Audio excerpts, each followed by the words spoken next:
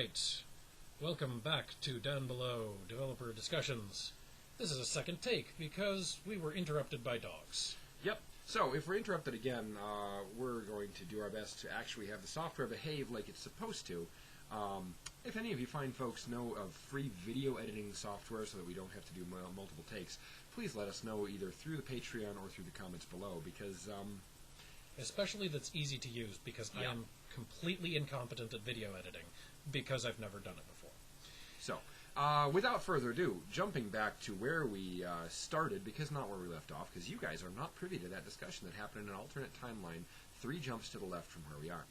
What we talked about last week was that we were going to talk about traits that made good character traits, and we were also going to describe some specific personalities in the Void. And we're going to start with what goes on your character sheet and why it's good to put it there. And we're going to finish with the characters, because the interesting thing about characters is, to me, despite how important mood and atmosphere and characters and types are, they usually come somewhat later in the development cycle, and I don't feel comfortable giving you specific characters for your game until the world is fairly well fleshed out, because my game is not your game, and I don't know what you need. So, we're going to save that for a few minutes at the end, because there's not a lot of specifics, but we should give you the idea. So, character traits. So, the basic idea of a character trait, as we've discussed, is that each of these describes something that your character is good at, and they are your store of currency, that you get a number of them every time you sit down to play the game session, and each one you can use once per time you sit down to play the game, and then you can't use it again unless you fail at something, so that you get one of those chances to do something you're good at again back. These are completely freeform. Have you ever looked at an RPG system and said, these skills are nice, but they don't actually cover the exact situation I'm thinking of when I build my character? In Dungeons & Dragons, what I want to do is build a face character who is James Bond, who is smooth and suave and skilled at talking their way into or out of any situation, despite the fact that he is a Scotsman who does not look anything like a French oil baron. And some editions of D&D give you 3 or 4 different skills to cover this sort of thing, and you can probably, in the space between those skills, find what you're looking for. But some editions, they've got maybe 1 trait and maybe nothing. What we've chosen to do instead is to leave all traits player defined. This has the advantage of giving you the ability to basically make every character is numerically equally competent. Every starting base character will have 10 traits that they are good at. 0 traits that they are bad at, because that is also up to the player. When you choose a failure, that can be directly related to a trait, or it can just be general incompetency. And they get to define where these 10 points of excellence are. However, there are some slight issues with this that the intervention of a GM and the education of players should help fix. Basically, it puts an onus of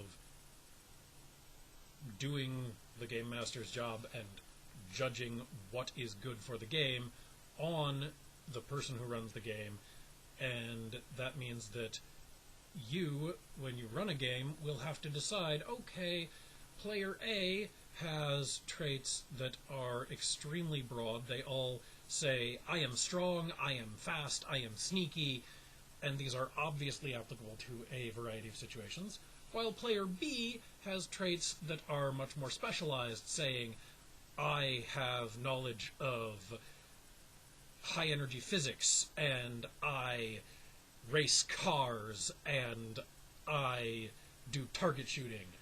And these are not on the same scale as each other, so they're going to have to be brought into line so that in play, both players can have an equally satisfying experience. Because if player A always finds that they have an applicable trait in a situation, and player B rarely finds that they have 1 or more applicable traits, there's going to be a disparity of spotlight time, and there's going to be dissatisfaction on probably both sides, ultimately.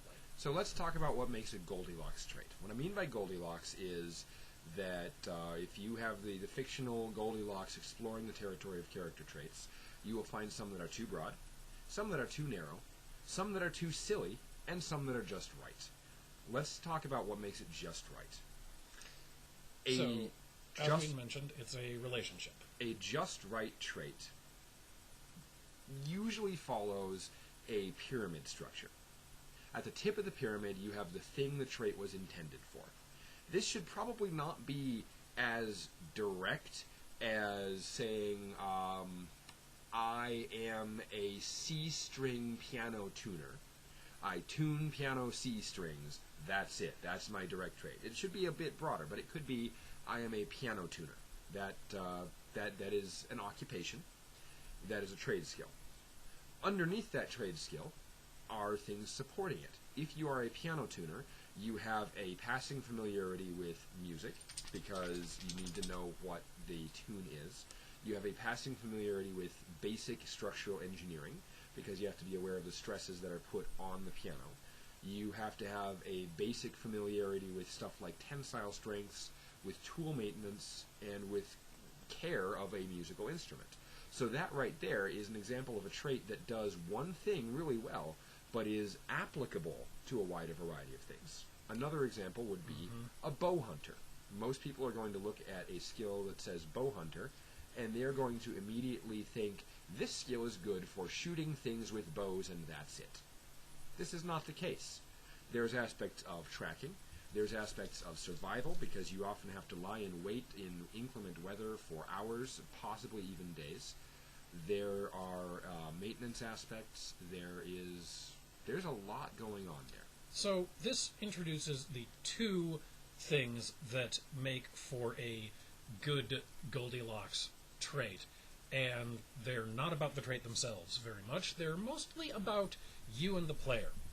The two possibilities for making a good Goldilocks trait are, thing one, you can, as the player and the GM, look into what goes into the trait and come to a good understanding of the trait so that you know a variety of situations in which it will apply, and it fits in with other traits even if they're worded more broadly. Or number two, you can work with the player to restate the trait on their sheet in a way that gives an understanding of how it works in play. Now that we've looked at what a Goldilocks trait is, let's flip that to look at something that is too broad. I believe that the simple trait strong is too broad in all but beginner games. Simply put, there are a large number of ways to be strong. Are you a weightlifter? If you are a weightlifter, you are good at lifting heavy things. You are probably good at holding heavy things. You are probably not very good at applying torque to loosen bolts or open jam jars. You are probably not that great at punching things. You may not even be that great at opening heavy doors. But you are very good. I'm going to go the other way with this, because the basic purpose of these traits is to allow players to succeed in creative ways. I think that traits that describe a basic facet of the body and mental experience are probably okay as long as the more specific traits are understood and have a place in the action that's going to take place. So while the GM should think about whether there's ever going to actually be a time when the group is going to interact with going out on the water in a speedboat, if someone wants to take the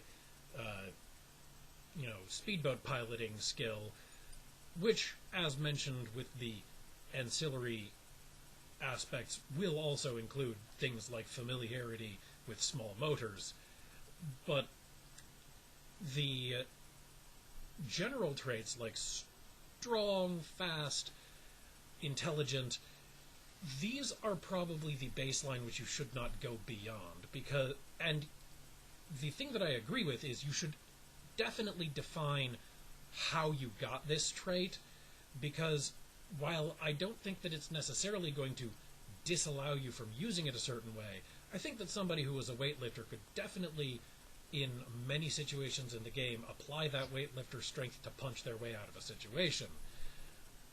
It does mean that there are going to be ways that they couldn't apply it, as opposed to other ways that they could have gotten the strength.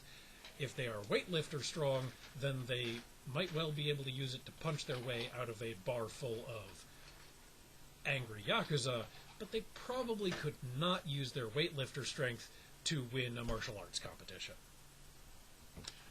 So, flip side that, let's look at things that are too narrow. Examples of things that are too narrow are usually very, very obvious. We lampooned this with the C-string piano tuner when there's no such thing as somebody who has a job just tuning C strings in the current economy. But for people who are used to, especially other other RPGs, especially middle editions of D&D, 3rd edition and the like, there are people who are used to very specific modifiers. There are plenty of people who will want to pick up very specific things. I have seen someone who wanted to have as one of their skills marksman with this specific Glock 9mm pistol. Way too narrow, guys.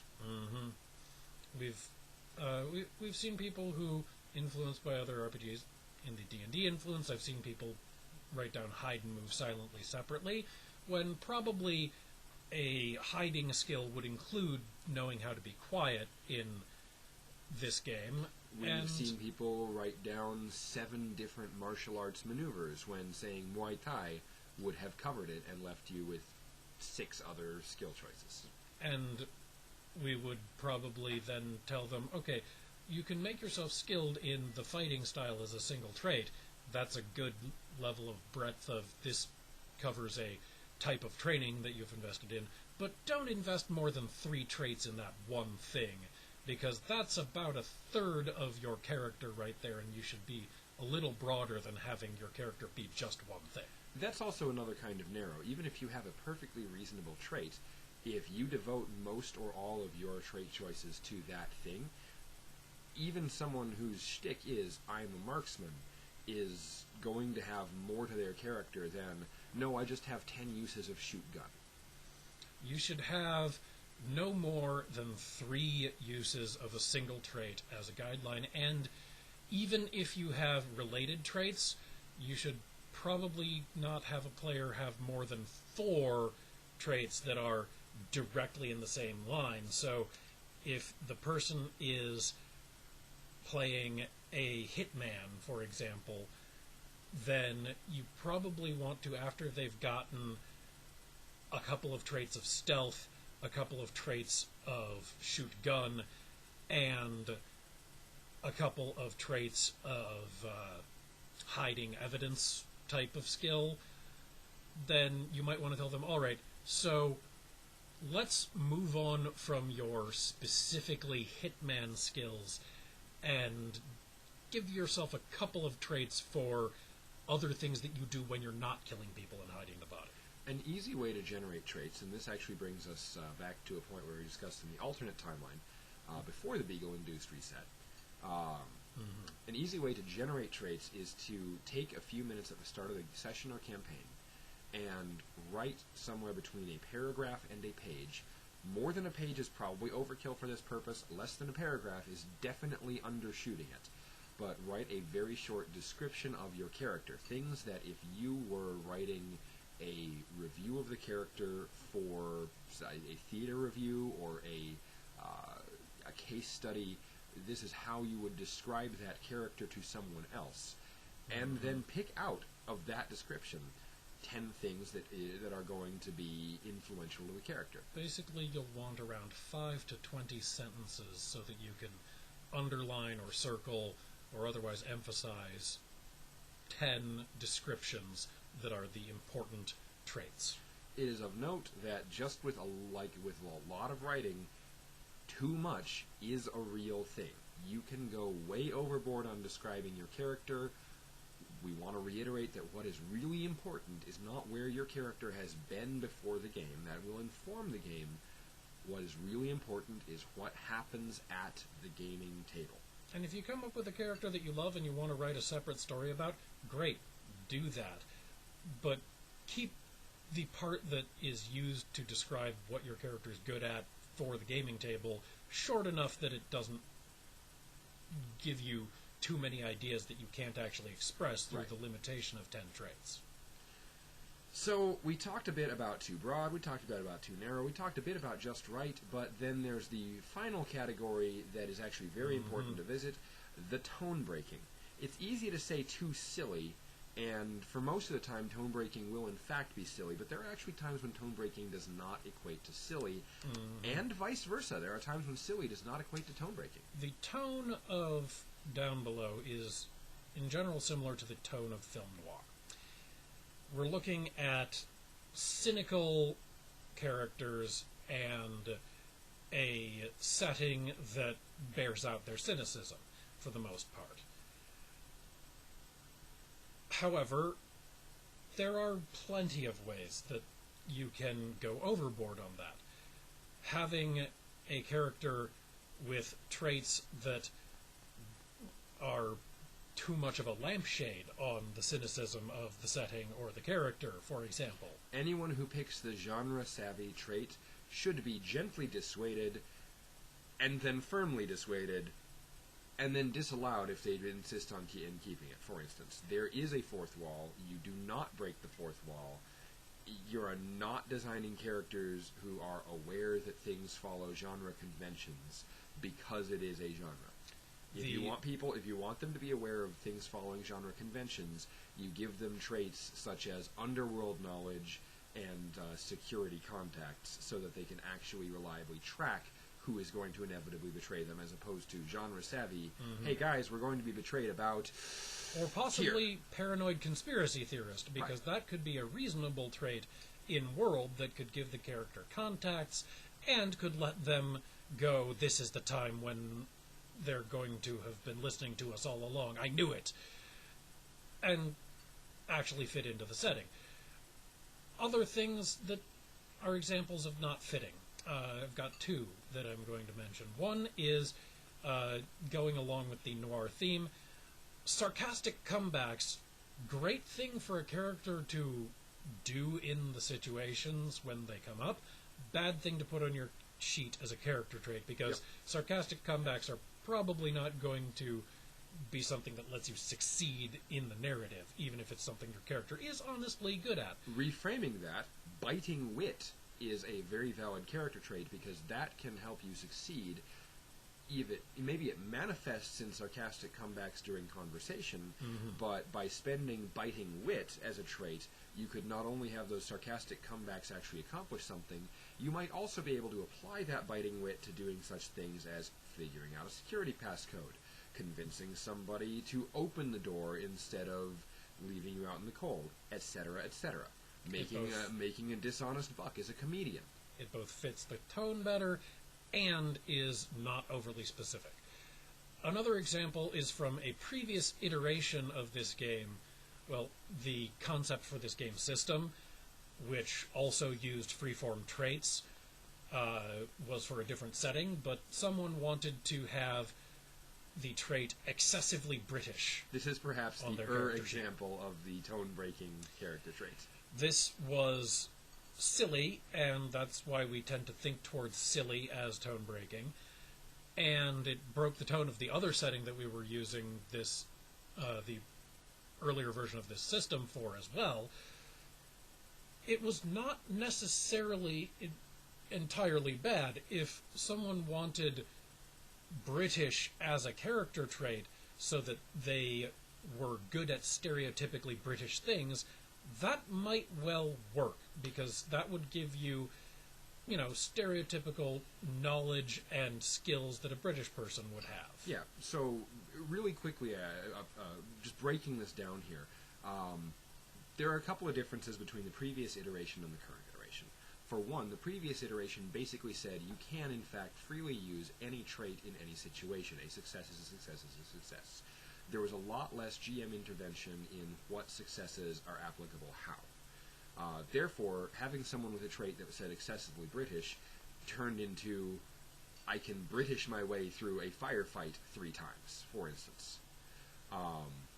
Actually, the previous iteration I was thinking of had a similar GM interpretation on when traits get used, but it was the one where we had dice in the system. But the other point boils down to, if you want to have a trait that your character identifies as a member of a society or has come through members of a society, if you are at this point American as a character trait, this means several things. It means unless you have contradicted this somewhere else in the character's backstory, you have gone through 12 plus years of primary and secondary schooling, you probably have some college education, you have most likely worked in a food service or menial retail environment, and you have had struggles with the job environment and are addicted to reality TV. All of these things are summed up in one word: American. Because, let's face it, for our generation, these are typical American experiences that you've come through.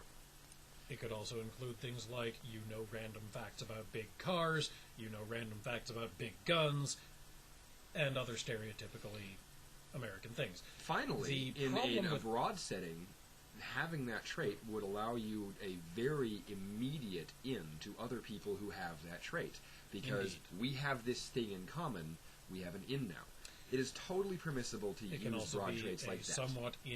It can also be somewhat of an in to people from cultures that are not offended by or opposed to that culture. So someone who's American as a trait might well be able to get on the good side of someone who is British or some other nationality that likes Americans in general. So the point is that there are good uses to it. The problem with the excessively British trait was mostly in the excessively part of it. And I'd like to reiterate something that I don't think I stated in this timeline. Superlatives make bad traits. Right. If you want someone to be extremely strong, find a way to say strong 3 times, ideally with different words, so that there's actually some divergence and not just overlap, overlap, overlap. It's actually a common writing thing. If you need to say something multiple times for emphasis, pick different synonyms, because they actually do give different feelings. Don't just say extremely strong. Don't just say strong, extremely strong, the strongest. Say he's a weightlifter and he also engages in like triathlons, and so he's got general body strength. And he also won the Strongest Man in the World competition, which is a usable use of the word strongest. Generally, any superlative, whether it be strongest or best at, or generic superlatives like skilled or masterful, whether they're applied to something else or whether they're attempted to be used on their own, do not make for good character traits. It's true. If you're going to use them, make sure you frame them in a context where you could actually say this straight up in conversation to someone with a straight face. And if you could say those superlatives with a straight face, still look for a way to say it without using superlatives. Yep. So, that's plenty on character traits for this episode. You sure? Because I could go on for 10 more minutes. We easily could, but that's why I'm cutting us off. So let's put a couple specific characters to the Vori, and as we transition to that, I'm going to talk about why we give specific characters. This is not to say these are the characters that exist. These are to give you ideas. By giving you some specifics to hang your hat on, you have an idea of the kind of people you could either replace them with in your own version of the power structure, or the kind of people that you could insert around them to flesh out your game world. So I've got 2, and I think that's really all we're going to do for the moment, to try to keep this to our regular running time. I'll let you do 2, and I'll insert anything that I feel like or ask questions about them if I feel that's the best way to flesh out. Right, so the first one is Sergei Shevtsov, which does lead me to one of the problems I often have with certain diphthongs. If they don't normally occur in American English, it can be hard for me to pronounce them. So, that's be careful. Sergei, T-S-C-H-E-V-C-H-O-V. I think. I was thinking S-H-E-V-T-S-O-V. Close enough. So, yeah, the point is, Sergei Shevtsov is, he's a thief by law. He is a member of the Vori class. And his name's supposed to be spelled in Cyrillic anyway, so we're both wrong. There you go. And the big point about Sergei is he takes the phrase thief by law very seriously. Sergei is the person to go to if you need to arrange to have something, someone, or some information stolen through illicit means, laundered, and disappeared. This means that he's good at both the removing from somebody else and the getting to you. If you want to get a specific thing and you don't care how it's gotten, you can ask Sergei. Sergei can get it for you. This is the way Sergei makes his living. Sergei has taken the Vori codes to heart and seriously. He does not have legitimate employment. He does not have a legitimate cover. All of his money comes through this. This has led to, before he landed on Nueva Paradiso, spending most of his adult life rotating through prisons. Ironically, as part of the nature of this interaction with the prison system, it was not very good at reforming him. All it did was give him more contacts, more tools, and more methods.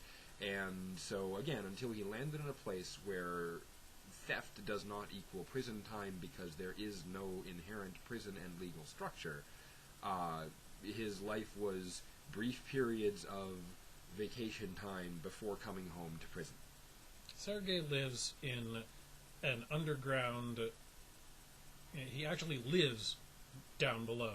He lives a couple of levels below the surface in roughly middle ring territory, in a place that he has set up to be very defensible because he does not trust the authorities not to storm his place of living. It's happened before. Also, his personal rooms are very much like the cells he's gotten accustomed to because he doesn't really know how to live in luxury. He's not comfortable in it. Sure, Sergei is an example of the fact that the Vori, though they have a position of respect and responsibility and authority in Russian mafia culture, do not necessarily hold an office in Russian mafia culture. If Sergei makes a request known to the other Russian mafia members, they are probably going to respect that request because of his status as thief-in-law, but he doesn't have any formal authority stating, "Hi, I am in charge, I am the boss here." He also protects the respect that he has. He does not intentionally protect that respect, but he protects it by the simple nature of only making the requests when he actually needs someone's assistance. He has a reputation for being very self-sufficient and still getting the job done, so that when the job is big enough that he needs to go outside, people listen. How can you use Sergei in your game? It's actually very simple. This man's only income is as a thief. Done. You need something stolen. You need something removed. You need to launder something. You need information about something. This is someone who can get you those things. He can be a contact for the PCs.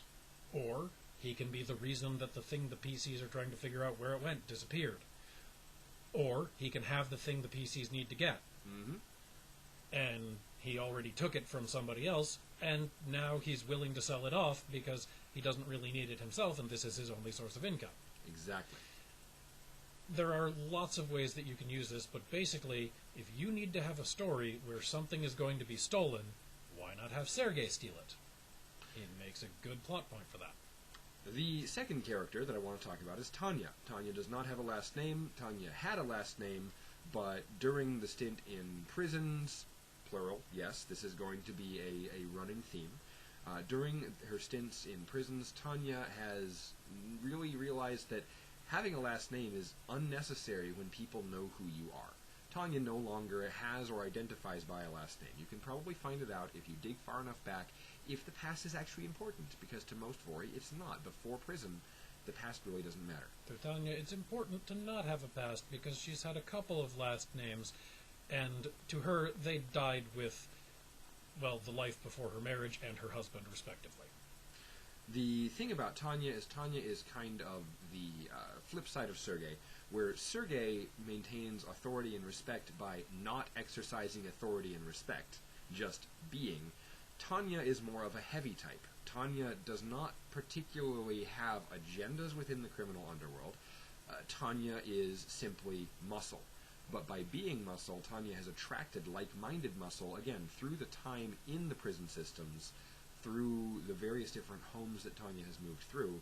The strength and reputation that Tanya has demonstrated has built the reputation, attracted the like-mindedness, and now that Tanya has landed on a place where, honestly to her, this whole island is prison, which does kind of mean that she is more comfortable there, which is pretty cool for her. So it is and it isn't, and psychological things aside, Tanya has now rebuilt one of her prison gangs, which basically boils down to Tanya has muscle that can be requested by like-minded Russian mafia members for muscly things.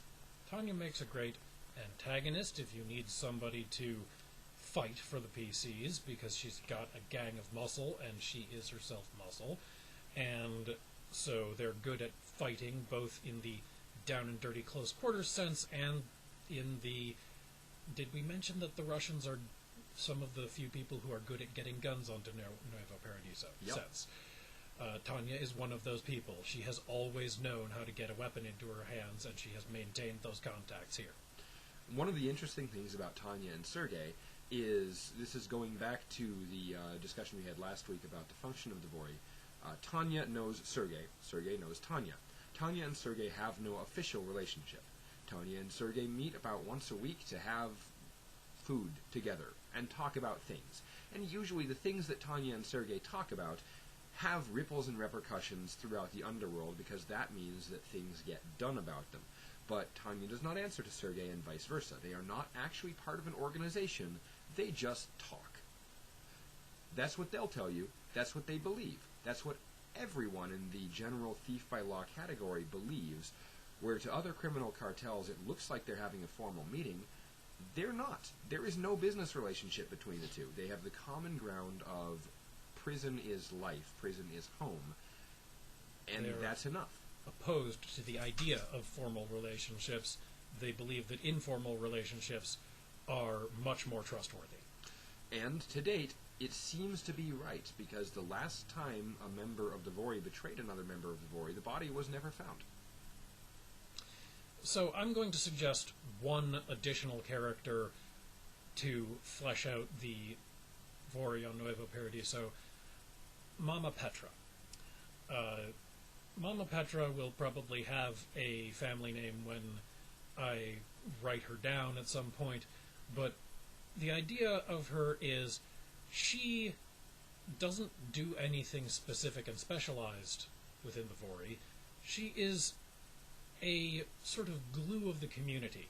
She knows everybody in the Russian mob community on Nuevo Paradiso, and she has a lot of contacts with other communities of the Dvory in other places. She is called Mama because she acts like a mother to everyone. She provides, she coordinates, and everybody loves her, and she loves all of her children, and she is a very dangerous person because she doesn't do any of the things herself, but if she wants anything done, she knows everybody, so she can ask anybody. If she does anything, it's probably owns and operates a kitchen.